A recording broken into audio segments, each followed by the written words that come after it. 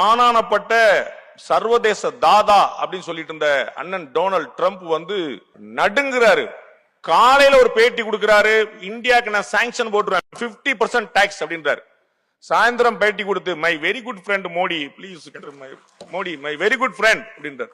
நம்மால் எவ்வளவு ஃப்ரெண்டுக்கு டேக்கா கொடுத்தவர்னு அவருக்கு மட்டும்தான் தெரியும். என் தலைவன் பாரத பிரதமர் நரேந்திர மோடி அவர்கள் எவ்வளவு ஆலிங்கனம் பண்ணியிருக்கிறாரு அப்படின்னு கொஞ்சம் யோசிச்சீங்கன்னா தெரிஞ்சிடும். ஒவ்வொரு விக்கெட் அந்த அமெரிக்காலேயே 3 அதிபரை பார்த்தவர் மோடி. ஒபாமாவுக்கும் காப்பியை கொடுத்தாச்சு, பைடனுக்கும் டீயை போட்டாச்சு, ட்ரம்பும் காப்பி சாப்பிட்டு போய் என்ஜாய் பண்ணு. அவன் யோசிக்கிறாங்க, ஏன்னா நம்ம 3 அதிபர்கள் மாறிட்டோம், இந்தியால அதே ஆள் அப்படியே நிக்கிறாரு. மோடி அசராம சொல்றாரு, இப்பதானப்பா 3வது முறை, வெயிட் பண்ணுங்கப்பா, அப்படி 3rd டைம் தானே வெயிட் பண்ணுங்கன்றார். நண்பர்கள், இதில் ஆச்சரியப்பட வேண்டிய விஷயம் என்னன்றா, மோடியை விட அதிக காலம் ஆட்சி செய்து கொண்டிருக்கிற பக்கத்திலே இருக்கிறாங்க, சைனாலும் ரஷ்யாலும். ஆனால் அவர்கள் சர்வாதிகாரத்தால் நிற்கிறார்கள். இங்கு ஜனநாயகத்தால் மீண்டும் 3வது முறையாக மோடி வென்றிருக்காங்க. அதை பார்க்கும், மக்களால் தேர்ந்தெடுக்கப்பட்டு வந்து நிற்காங்க பார்க்கும்.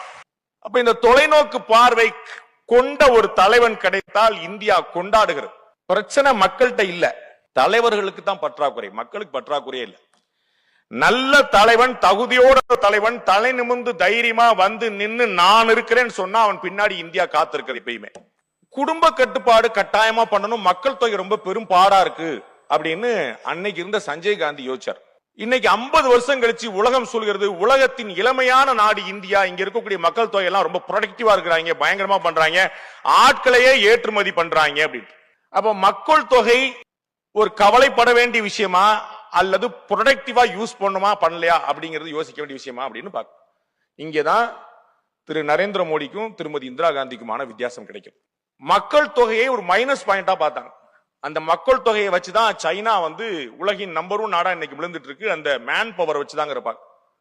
இன்னைக்கும் அதுதான் இந்தியாவுக்கும் துணை நிற்குங்கிற பாக்குறோம். ஆனா நமக்கு பார்வை எப்படிதான் இருந்துச்சுன்னா கம்ப்ளீட்டா உல்டாவா இருந்துச்சுன்னு பாக்குறோம். கோவிட் பீரியடுக்கு பிறகு நமக்கு தெரிஞ்சது செமி கண்டக்டர் வந்து ஒரு பெரிய ப்ராப்ளமா இருக்கு. நம்ம வந்து இன்டர்நேஷனல் கம்யூனிட்டி தான் எதிர்பார்த்துட்டு இருக்க வேண்டியிருக்கு, நம்மகிட்ட சொந்தமா இல்லைன்னு. நீங்க பாத்திருப்பீங்க, தமிழ்நாட்டில் எப்பயுமே புரட்சிகள் வெடிக்கும். ஒழுங்கா ஓடிட்டு இருந்த ஸ்டெர்லைட்டை மூடியாச்சு.